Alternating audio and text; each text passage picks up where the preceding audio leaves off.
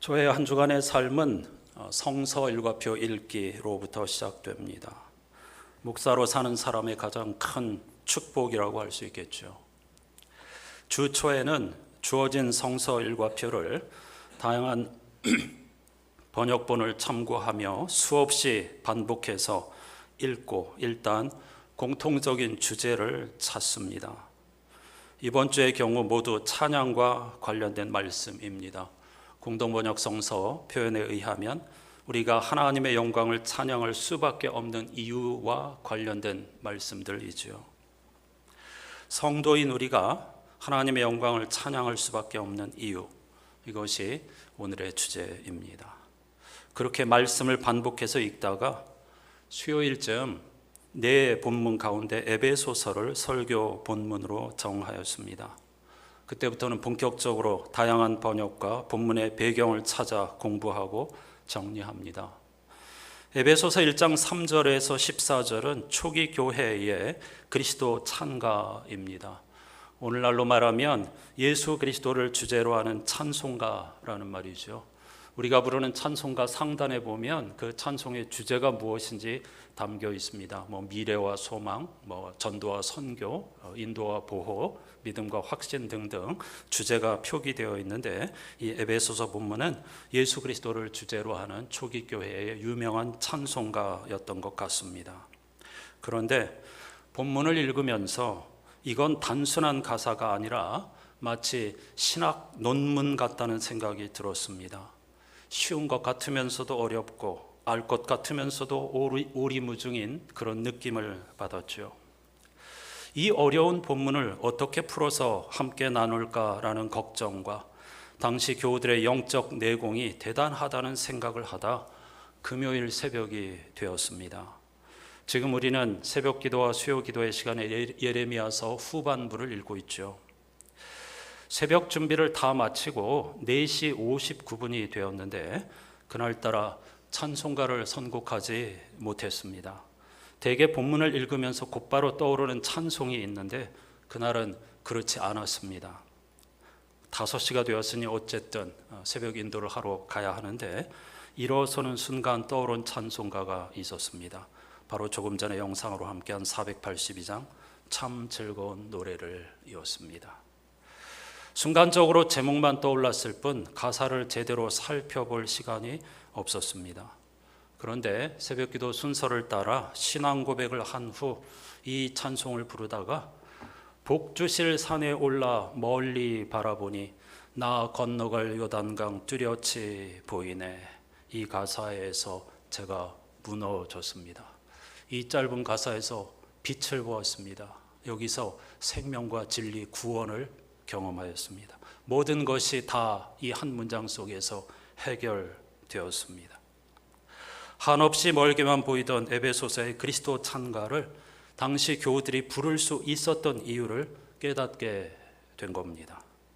마치 주님이 제게 찾아오신 것만 같았습니다.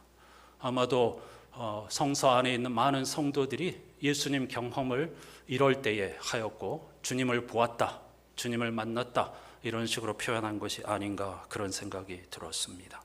그 순간 물밀듯 내 마음에 기쁨이 넘침은 주 예수 내 마음에 오심이라는 찬송이 영혼을 가득 채웠습니다. 새벽이라 함께 부를 수 없었는데 지금 함께 부르십시다.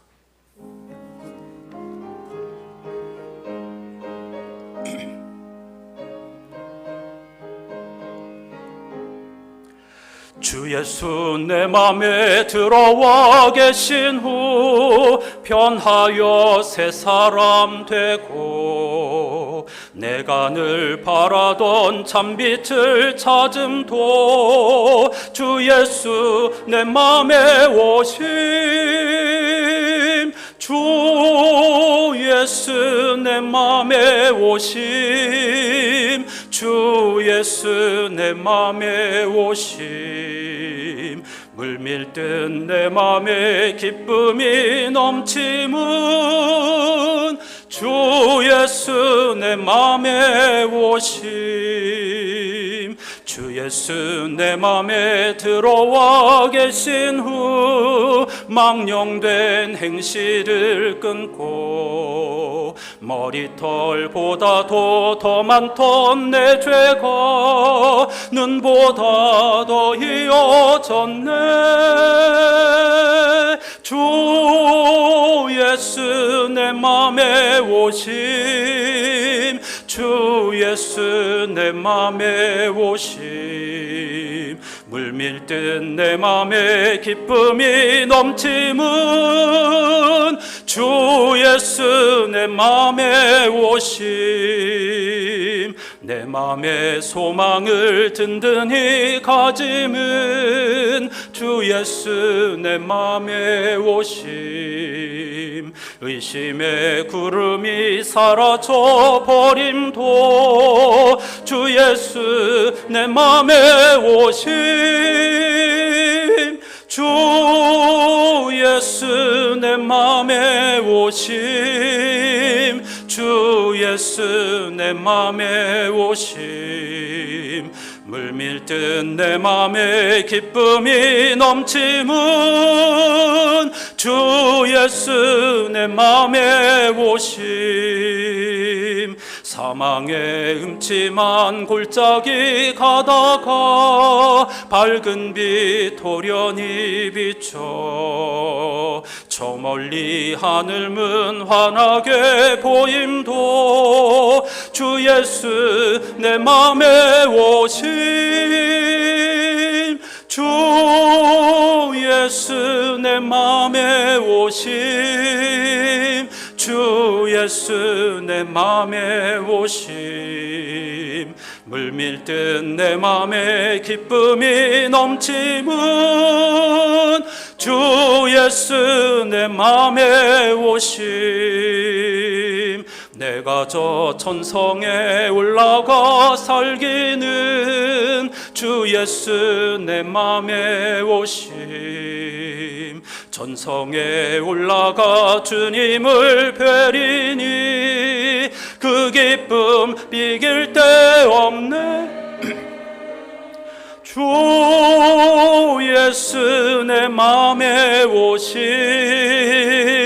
주 예수 내 맘에 오심, 물밀듯 내 맘에 기쁨이 넘침은 주 예수 내 맘에 오심.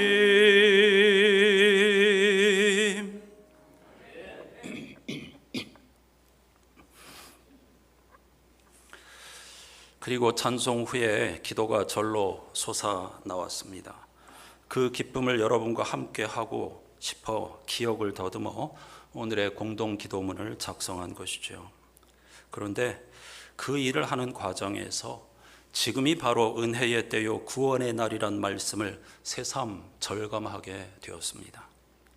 아무리 노력해도 그 순간의 감격과 기쁨은, 그 순간의 은혜와 구원의 경험은 똑같이 반복되지 않는다는 겁니다.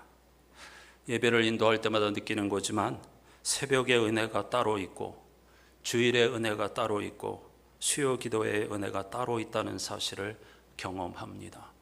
예배에 차등이 있다는 말씀이 아닙니다. 그때마다 하나님께서 주시는 조금 다른 미묘한 은혜와 깨달음이 있다는 뜻입니다. 다시 돌아오지 않는 매 순간순간을 은혜와 구원의 때로 여기고 최선을 다해야 하는 이유가 바로 여기에 있습니다. 하나님께서 엄청나게 쏟아 부어주시는 은혜와 구원을 놓치지 않는 저와 여러분이 되어야 할 줄로 믿습니다. 이번 주 성서 일과편은 모두 찬양과 관련이 있다고 했죠. 다윗이 빼앗겼던 언약궤를 다시 찾아왔을 때 너무나 기뻐서 어린 아이처럼 춤을 추며 찬송하였다는 제1독서, 언약궤가 성전 문으로 들어오는 모습을 형상화한 시편 24편의 찬양, 그리고 그리스도 찬가인 에베소서가 모두 그렇죠. 그런데 마가복음은 뜬금없는 것처럼 보이는데 세례 요한이 어떻게 참수되었는지를 보도하고 있습니다. 이것이 예수 그리스도 찬양과 무슨 관계가 있을까요? 복음서 기자들은 세례 요한은 예수의 길을 예비하는 자였다고 소개합니다. 한마디로 예수가 어떤 길을 걸을 것인지, 어떤 죽음을 당하게 될 것인지를 앞서서 미리 시현하는 자라고 할 수 있습니다. 따라서 세례 요한이 누군지를 알면 예수 그리스도가 누군지를, 그리고 그리스도 교회의 본질을 더 분명하게 알 수가 있습니다. 매우 중요한 역할을 세례 요한이 한 것이죠. 그의 별명이 세례자, 즉 세례를 베푼 사람이었다는 데서 볼 수 있듯 그의 주요 사역은 사람들에게 예수 그리스도의 오심을 전하면서 회개의 세례를 베푸는 것이었습니다. 그런데 그는 자신의 세례와 예수의 세례가 다른 것이라고 분명히 가르쳤습니다. 요한은 하나님의 심판이 임박했으니까, 하나님의 나라가 가까이 왔으니까 모두 정신 차리고 도덕적으로 올바르게 살아야 한다고 외쳤습니다. 이것이 그가 말한 회개입니다. 하지만 예수께서 외친 회개는 삶의 방향을 완전히 돌이키라는 것이었습니다. 요한의 세례가 땅을 가리킨다면 예수의 세례는 하늘을 가리키는 것이라고 할 수 있습니다. 물론 다 요한의 세례도 하늘을 향한 것이죠. 그러나 이런 차이가 있다는 것은 알아야 하겠습니다.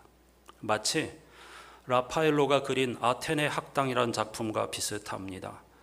그 그림의 중앙에는 플라톤과 아리스토텔레스가 서 있고 그 주변에 수많은 철학자들이 서서 논쟁을 벌이는 장면인데요. 고대 그리스 철학의 시조가 플라톤과 아리스토텔레스였다는 사실을 그 중앙에 두 사람을 세우는 것으로 표현하고 있습니다. 그런데 그 그림을 보면 기하학 책을 들고 있는 플라톤의 손가락은 하늘을 가리키고 있고, 윤리학 책을 들고 있는 아리스토텔레스의 손은 땅을 가리키고 있습니다. 중앙에 서 있는 두 사람의 손이 극명하게 대비되고 우리는 그 그림으로 알아챌 수는 없지만 두 사람이 손에 들고 있는 책은 전혀 상반되는 것이었습니다. 라파엘로는 진리의 근원을 두고 플라톤은 하늘의 이데아를 가리켰고 진리의 근원은 숨겨져 있는 이데아다. 이걸 수많은 그 철학자들이 다양한 이름으로 불렀습니다. 형이상학, 제1 원리, 행복, 진리, 그리고 성서에서는 그걸 하늘이라고 부릅니다. 반면에 그의 제자 아리스토텔레스는 현실을 강조했다는 것을 도덕책을 들고 땅을 가리키는 것으로 표현한 것입니다. 물론 세례 요한이 예수의 그림자였듯 현실은 이데아의 그림자라고 할 수 있습니다. 이 둘을 서로 분리할 수 없다는 뜻입니다.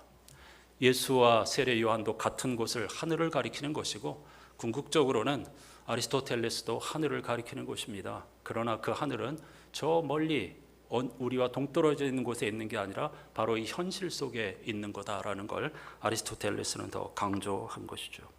문제는 요한이 도덕적 회개를 요청했음에도 참수를 당했다는 겁니다.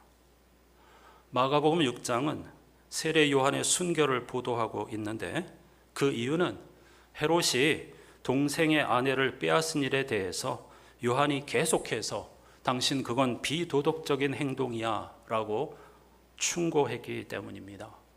한 번 들어도 듣기 싫을 텐데 계속 당신이 동생의 아내를 빼앗아 아내로 삼은 것은 매우 부끄럽고 지도자로서 비도덕적인 행동이라고 하는 것을 끊임없이 충고했습니다. 결국 어떤 사건에 얽혀가지고 요한은 그 일로 목베어 죽임을 당했죠. 물론 그의 죽음은 예수의 십자가의 죽음을 예고한 것입니다. 그런데 여기서 또 한 가지 질문이 있습니다. 사람들이 도덕적 설교도 이렇게 듣기 싫어한다면 삶의 방향을 완전히 돌이키라는 설교에는 당신 살아있는 것 같지만 이미 죽었어, 당신은 이미 심판받았어, 이런 설교를 듣는다면 과연 어떤 반응을 할까? 사람들이 도덕적 잔소리도 싫어하는데 이 궁극적인 가르침에 대해서 과연 관심이나 보이고 귀를 기울일까? 어떻게 반응할까? 그 대답은 예수의 비극적인 십자가의 죽음으로 웅변합니다. 오늘 주보 체계집에 소개한 문장은 교계의 원로 가운데 한 분인 이재철 목사님이 한국교회의 부끄러운 목사 청빙 관행에 대해 따끔하게 충고한 것입니다. 당연히 매우 듣기 싫어하겠죠. 이미 오래전부터 시작되었지만은 담임 목사 청빙할 때 박사학위 소유자, 인류대학 출신 이런 것들을 가장 우선적인 기준으로 보고 있기 때문입니다. 주보에 제가 인용한 문장을 읽겠습니다. 이재철 목사님의 충고입니다. 여러분, 그런 기준으로 여러분들이 목사를 스카우트하면 이른바 CEO를 데려옵니다. 여러분에게 목사로서 당부합니다. 목사는 CEO가 아닙니다. 설교는 잠시 공기를 진동시키고 사라집니다. 그것은 말입니다. 여러분, 성경을 보십시오. 성경의 90% 이상은 우리가 듣기 거북한 말씀입니다. 우리를 야단치시는 말씀입니다. 하나님께서 왜 우리에게 선지자를 보내어서 예수님을 보내어서 왜 당신의 말씀으로 우리를 야단치고 질책하실까요? 우리를 사랑하시기 때문에, 우리가 죄성에 빠져 죄 가운데서 쓰러져 가기 때문에, 우리가 살아있는 동안에 단 1초도 허비하지 않고 바르게 우리의 인생을 건져 올릴 수 있도록 하기 위해 주님께서 우리를 야단치시는 겁니다. 그것이 바로 생명의 말씀입니다. 그런데 CEO 목사는 교인들이 들어야 할 하나님의 말씀이 아니라 듣기 좋은 말을 합니다. 듣기 좋은 말은 공기를 진동시키는 순간은 좋지만 여러분의 생을 절대로 변화시키지 못합니다. 이 말을 한국교회가 알아들었으면 좋겠습니다. 이제 에베소서 본문을 읽겠습니다. 오늘은 여러분의 이해를 돕기 위해 색깔로 주요 본문을 구분하였습니다. 눈에 잘 들어오실 것입니다. 뒷면 제2독서를 보시기 바랍니다. 세 단락으로 이루어진 이 짧은 찬송에 그리스도 안에서라는 표현이 무려 10번이나 나옵니다. 거의 매 절마다 반복됩니다. 빨간색으로 표시했습니다. 그리스도 안에서, 그리스도 안에서. 어떤 절에서는 그리스도를 통하여, 어떤 절에서는 아들 안에서, 어떤 절에서는 그리스도께. 하지만 원어 성경으로는 다 in Christ입니다. 그리스도 안에서를 다양하게 번역한 것이죠.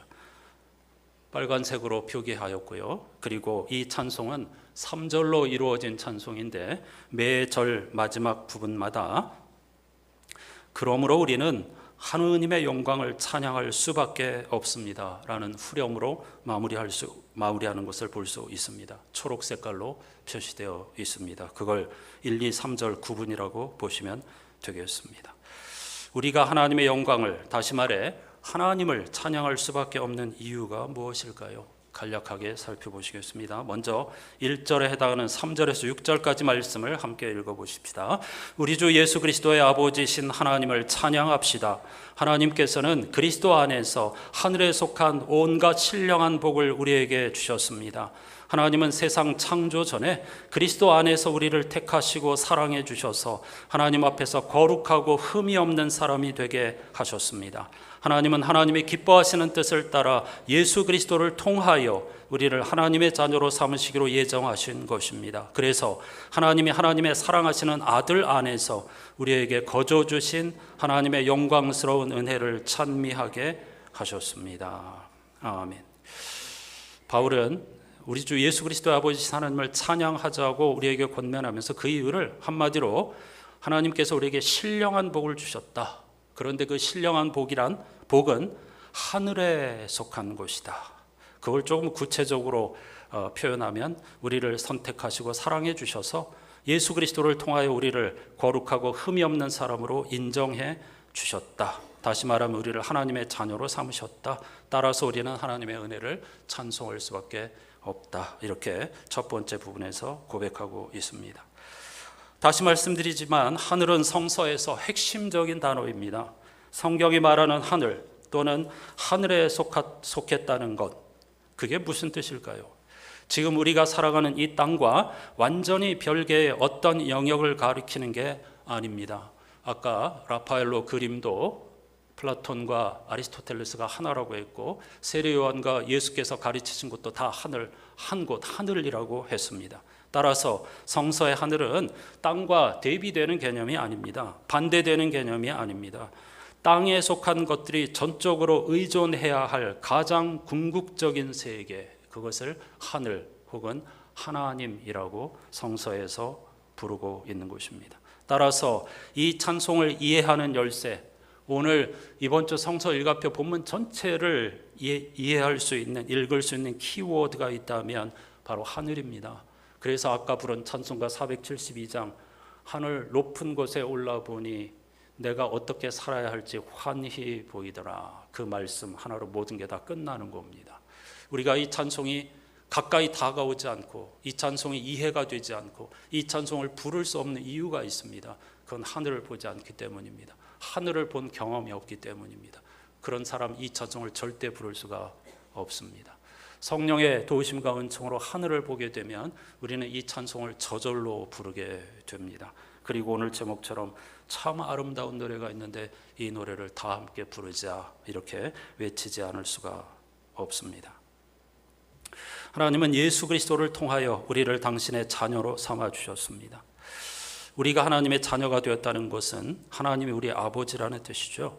성서가 말하는 이 자녀, 하나님과의 새로운 관계를 가리키는 개념입니다. 그리스도인의 하나님 관계가 주인과 종의 관계에서 아버지와 아들의 관계로 달라졌다는 것이 핵심입니다. 이 신비를 깨닫게 될 때에 우리는 놀라운 자유, 평화를 누리게 될 줄로 믿습니다. 종의 특징이 뭡니까? 억압이죠. 수동적이죠. 아들의 특징은 자유입니다. 하나님의 아들이 되었다는 말은 더 이상 악한 영을 두려워하지 않고 노예처럼 살지 않고 하나님을 향하여서도 아들인데, 상속자인데 종처럼 두려워하며 사는 것이 아니라 자유로운 존재가 되었다는 뜻입니다.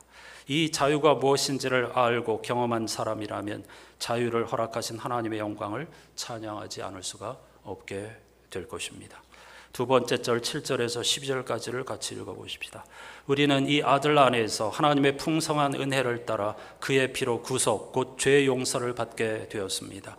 하나님은 우리에게 모든 지혜와 총명을 넘치게 주셔서 그리스도 안에서 미리 세우신 하나님이 기뻐하시는 뜻을 따라 하나님의 신비한 뜻을 우리에게 알려주셨습니다. 하나님의 계획은 때가 차면 하늘과 땅에 있는 모든 것을 그리스도 안에서 그분을 머리로 하여 통일시키는 것입니다. 하나님은 그리스도 안에서 우리를 상속자로 삼으셨습니다. 이것은 모든 것을 자기의 원하시는 뜻대로 행하시는 분의 계획에 따라 미리 정해진 일입니다. 그것은 그리스도께 맨 먼저 소망을 둔 우리로 하여금 하나님의 영광을 찬미하는 사람이 되게 하시려는 것이었습니다. 우리가 하나님의 자녀가 된 것을 죄의 용서를 받았다, 이런 식으로 묘사하고 있습니다. 사실은 다 같은 내용을 다양한 문학적 표현으로 반복하는 것이죠. 성서가 여기서 말하는 죄라고 하는 것은 우리의 제한성을 말하는 것입니다. 생명의 근원이신 하나님으로부터 떠나는 것, 하나님을 업신여기는 것이 바로 죄입니다.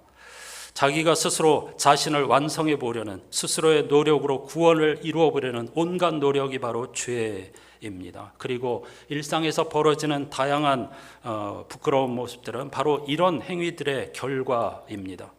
사도 바울은 로마서에서 인간은 율법으로는, 즉 아무리 착하게 살아도 도덕적인 의로는 하나님의 정의를 이룰 수 없다고 하였습니다. 예수 그리스도의 피로 죄사함을 받았다는 말은 우리가 예수 그리스도의 희생을 통해서, 그의 용서를 통해서, 그의 선물로 죽음의 힘으로부터 자유로워졌다는 뜻입니다. 그 증거가 바로 죽은 자들로부터 예수의 부활입니다. 이거야말로 우리가 하나님을 찬양할 수밖에 없는 이유입니다. 이렇게 에베소서 1장의 1절, 2절, 2절의 찬송의 주제 다 예수 그리스도에게 집중하고 있습니다. 죄인들을 위하여 우리를 찾아오신 예수 그리스도, 이 찬송이 생각났습니다. 함께 찬양하십시다.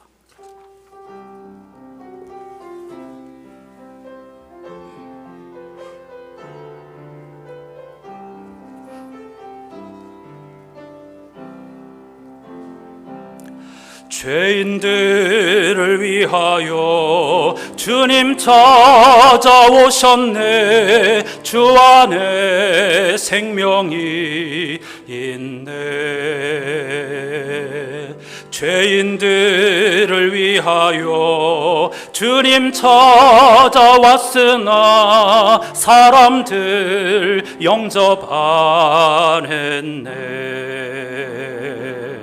예수 안에 생명 있네. 주님이 빛이 되시네. 예수 안에 생명 있네. 주님이 빛이 되시네. 주님 영접하는 자 하나님의 자녀요. 주 안에 생명이 있네. 주님 앞에 오시오. 어서 빨리 오시오. 주 안에 생명이 있네.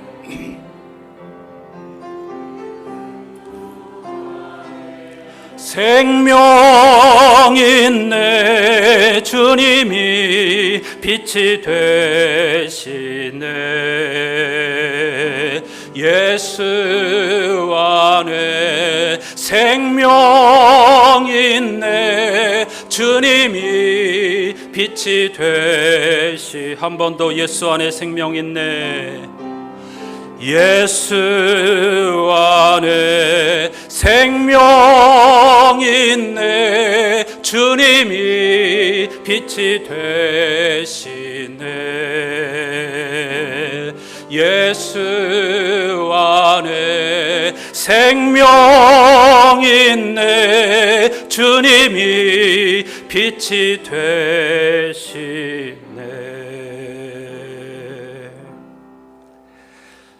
예수 안에 생명이 있다. 주님이 빛이 되신다. 여러분 이 말씀을 어떻게 생각하시는지요? 한 주간 동안 이 말씀을 붙잡고 거룩한 씨름을 해보시기를 권면해 드립니다. 그 안에서 빛을 보게 될 줄로 믿습니다. 마지막 3절에 해당하는 2절을 읽어보십시다.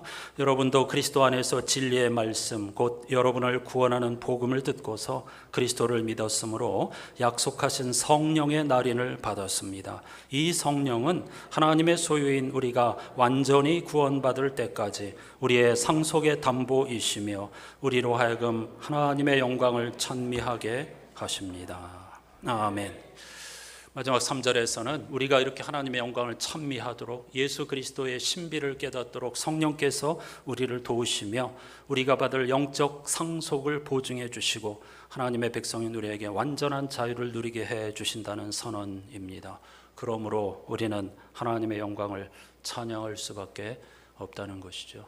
오늘 우리가 이렇게 예배를 드리는 것, 하나님을 찬양하는 것, 기도할 때마다 새로운 빛을 비춰주시는 것, 찬양 속에서 우리를 찾아와 주시는 것, 예배 가운데 우리를 영접해 주시는 것, 위로해 주시고 눈물을 닦아 주시는 것, 일어서라 내가 할 말이 있다고 말씀해 주시는 것, 모두 다 성령의 감동과 은총으로 가능한 일인 줄로 믿습니다. 그러므로 우리는 오늘 또 하나님을 찬양할 수밖에 없습니다. 찬양의 토대가 뭡니까? 찬양의 원어를 직역하면 손을 높이 들다입니다. 다시 말하면 하나님을 경외하는 것이죠.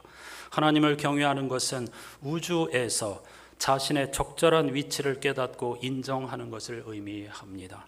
자기보다 더 크신 분, 비교할 수 없이 높으신 분, 생사를 결정하는 능력을 지닌 분, 한없는 지혜와 사랑과 은총과 자비로 충만한 분, 그 누구도 차별하지 않고 모든 사람을 끝까지 사랑하시며 품어주시는 분, 그분이 살아계신 하나님이심을 인정하는 사람만이 아름다운 노래를 부를 수 있습니다. 그때 모든 것이 새로워지는 것을 보라, 이전 것은 지나가고 그리스도 안에서 모든 것이 새로워졌다, 이런 새 노래, 아름다운 노래를 부르게 될 줄로 믿습니다.